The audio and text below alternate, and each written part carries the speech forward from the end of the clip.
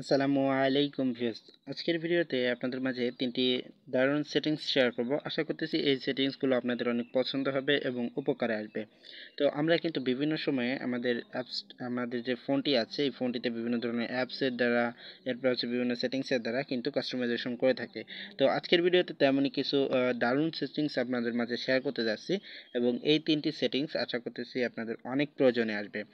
তো দেরি না করে চলুন ভিডিওটি শুরু করা যাক। প্রথমত আমরা চলে যাব আমাদের ফোনে থাকা সেটিংস অপশনটিতে। তো সেটিংসে আসার পরে এখান থেকে আমাদের মূলত ডেভেলপার অপশন যেটা আছে এটাকে চালু করে নিতে হবে। আর আপনাদের যাদের আগে থেকে ডেভেলপার অপশন চালু করা আছে আপনারা ডেভেলপার অপশনে প্রবেশ করবেন। সো এর আগে বলে রাখি, যাদের ডেভেলপার অপশন চালু নাই বা কিভাবে চালু করবেন সেই বিষয়টি আমি আপনাদেরকে দেখিয়ে দিচ্ছি। প্রথমত আপনাদের যাদের ডেভেলপার অপশন চালু নাই তারা আপনাদের স্মার্টফোনের অ্যাবাউট ফোনটা খুঁজে বের করবেন। সো এখানে সার্চ বারে ক্লিক করে অ্যাবাউট ফোন লিখে সার্চ করলে পেয়ে যাবেন অপশনটা।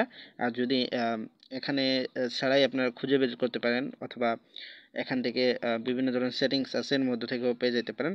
যেমন আমার সিস্টেমের মধ্যে সেটিংসটা রয়েছে এবং একটু নিচের দিকে আসলে এখানে অ্যাবাউট ফোন বলে অপশনটা দেখা যাচ্ছে।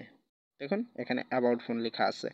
সো এটা খুব সহজেই আমি কিন্তু এখান থেকে বের করতে পারতেছি। তো আপনারা আপনাদের ফোনে একটু খোঁজাখুঁজি করলে এখানে পেয়ে যাবেন। অবশ্যই এর মধ্যে থেকে খুঁজে বের করবেন এইভাবে করে। আর যদি খুঁজে না পান তো সেক্ষেত্রে উপরে জাস্ট অ্যাবাউট ফোন লিখে সার্চ করবেন এখানে এরকমভাবে।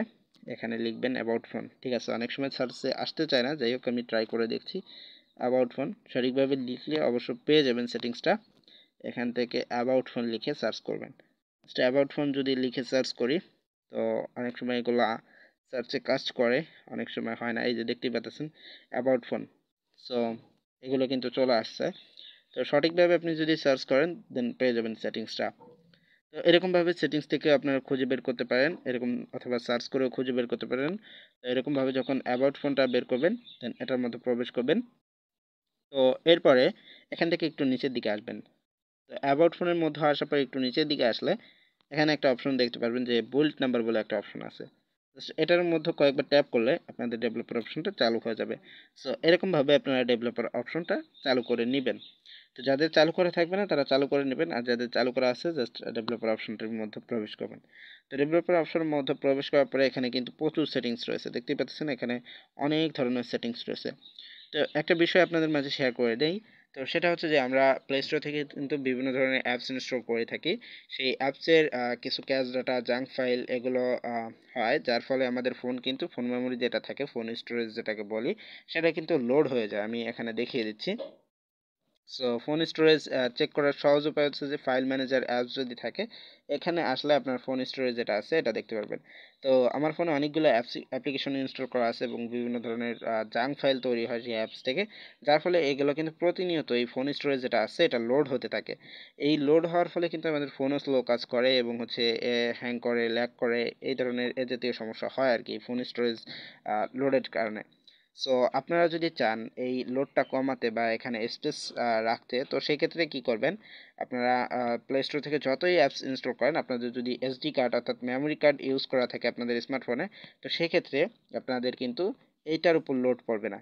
তো আপনারা কি করবেন, সেটিংস থেকে যেভাবে দেখলাম আপনারা মূলত এখানে আসবেন। তো ডেভেলপার অপশনে আসার পরে এখানে যে সেটিংসগুলো আছে এগুলোর মধ্যে থেকে একটু নিচের দিকে আসলে তো এখানে একটা অপশন পেয়ে যাবেন যেটার নেম হচ্ছে force allow apps on external.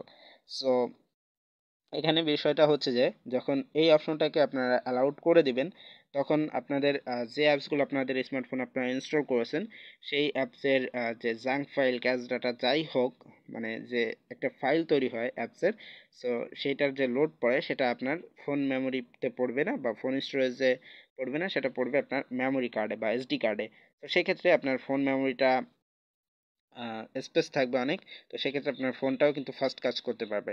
তো এইটার দ্বারা আপনি কিন্তু খুব সহজেই আপনার একটা সেটিংস করে নিতে পারতেছেন আপনার ফোনে।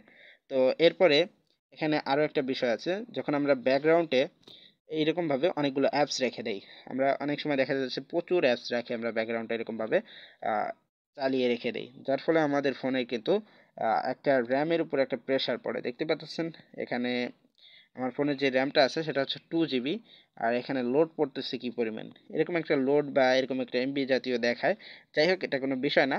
তো এটা যদি আপনারা চান যে ব্যাকগ্রাউন্ডে এগুলো রানিং রাখবেন না, সো এগুলো রানিং রাখবেন। অনেক অ্যাপস আছে, মানে অনেক ফোন আছে যেগুলোতে দেখবেন যে এরকমভাবে টাচ করলে সেই জায়গা থেকে আসে, ঠিক আছে? ব্যাকগ্রাউন্ডে আপনি যাই রেখে দিছিলেন সেই অ্যাপসটা সেই জায়গা থেকে আসবে।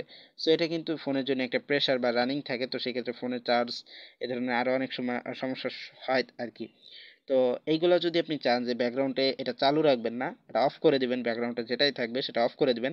তো সেক্ষেত্রে কী করবেন, এই ডেভেলপার অপশনের মধ্যেই ব্যাকগ্রাউন্ড প্রসেস লিমিট একটা অপশন পাবেন।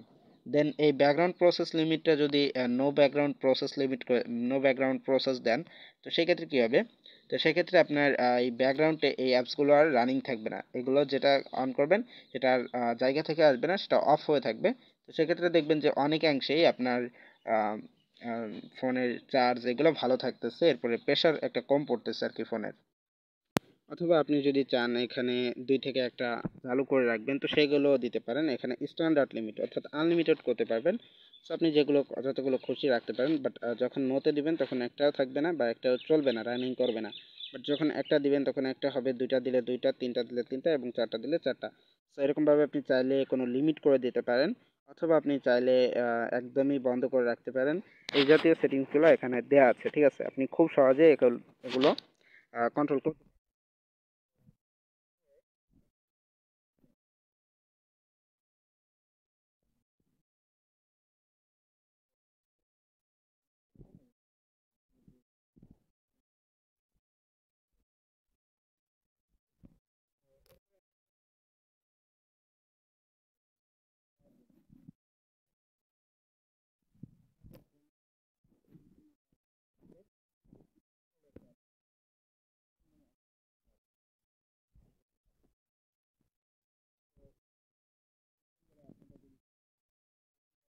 সেরকমভাবে সার্চ করে নেবেন, সার্চ বারে ক্লিক করে জাস্ট সার্চ করে নেবেন সিস্টেম বলে লিখে। তো এই সিস্টেমের মধ্যে আসবেন। সিস্টেমের মধ্যে আসলে এরকম ইন্টারফেস শো করবে আপনাদের ফোনের। তো এখানে অবশ্য ফোনের লিগ্যাল যে ইনফরমেশনগুলো আছে এগুলো আপনারা দেখতে পাবেন। যাই হোক, এটা বিষয় না। তো প্রথমত আপনারা এই যে যে সেটিংসটি আছে, ল্যাঙ্গুয়েজ অ্যান্ড এইটাতে প্রবেশ করবেন।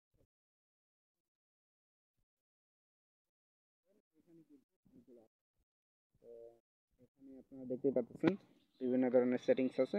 তো এর মধ্যে থেকে যে সেটিংসটির মধ্যে প্রবেশ করবেন সেটা হচ্ছে এটি, পার্সোনাল ডিকশনারি, ঠিক আছে? এটাতে ক্লিক করবেন। তো এখানে ক্লিক করার পরে এরকম ইন্টারফেস শো করবে, জাস্ট এখানে প্লাস আইকনে একটা ক্লিক করে দিবেন। তো এই প্লাসে ক্লিক করলে একটা অপশন এরকমভাবে দেখতে পাবেন।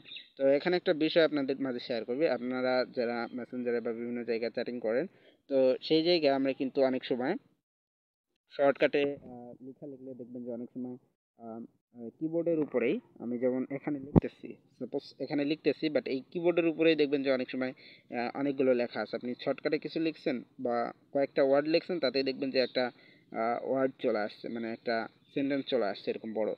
সো আপনি চাইলে এরকম শর্টকাটে করতে পারেন, টাইপ এ ওয়ার্ড আপনি যেটা করতে চাচ্ছেন। যদি আপনি এখানে বড় একটা সেন্টেন্স লিখে রাখেন, যেমন সাধারণত আমরা কথা বলতে গেলেই প্রথম বলি যে আপনি কেমন আছেন বা সালাম দেই। তো যাই হোক, আপনি যেটা খুশি লিখে রাখতে পারেন। সাপোজ যদি আপনি এই উপরে লিখে রাখেন যে আপনি কেমন আছেন, তো এখন এই আপনি কেমন আছেন এই লেখাটা লিখতে তো আপনার একটু সময় লাগতেছে, বাট আপনি এইটা যদি শর্টকাটে এখানে প্রথমত আপনি কেমন আছেন লিখে, তারপর যদি এখানে যদি আপনি যা খুশি একটা শর্টকাট দিয়ে রাখেন, যেমন সাপোজ আপনি লিখলে এই আপনি কেমন আছেন এটা পুরো লেখা চলে আসবে। সো এখানে আপনি শর্টকাটের এই জায়গায় লিখে রাখতে পারেন আপনি, শুধু আপনি লিখে রাখবেন। যখন আপনি কাউকে মেসেজ করতে যাবেন তখন কিন্তু এই যে যে আপনি লিখবেন, যখনই আপনার ফোনের কিবোর্ডে বা তাকে মেসেজ করার সময় আপনি লিখবেন, আপনার পুরোপুরি সেন্টেন্সটা লিখেছিলেন সেই সেন্টেন্সটাই পুরো চলে আসবে আপনার এই শর্টকাট লেখাটা লেখার ফলে। তো এক্ষেত্রে দেখা যাবে যে আপনি শর্টকাটে কিন্তু যে কোনো লেখাকে আপনি লিখতেছেন, বাট পুরো একটা সেন্টেন্স পেয়ে যাচ্ছেন।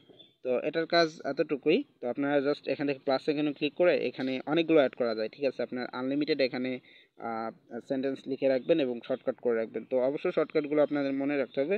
আর মনে রাখলে না রাখলেও সমস্যা নেই, সেগুলো অবশ্য আপনি যখন টাইপ করবেন শর্টকাট যতটুকু লিখছিলেন সেই শর্টকাটে ততটুকু যে কোনো একটা ওয়ার্ড যখন লিখে ফেলবেন তখন সাথে সাথে উপরের দিকে সেন্টেন্সগুলো শো হবে। সো আপনার যেটা প্রয়োজন হবে সেটাকে আপনারা সেন্ড করে দিতে পারবেন। তো এরকমভাবে উপরে একটা সেন্টেন্স লিখে সেটা শর্টকাট এখানে লিখে রাখতে পারেন এবং মেসেজ করার সময় কাউকে আপনি খুব সহজেই তাকে মেসেজে সেটাকে সেন্ড করে দিতে পারবেন।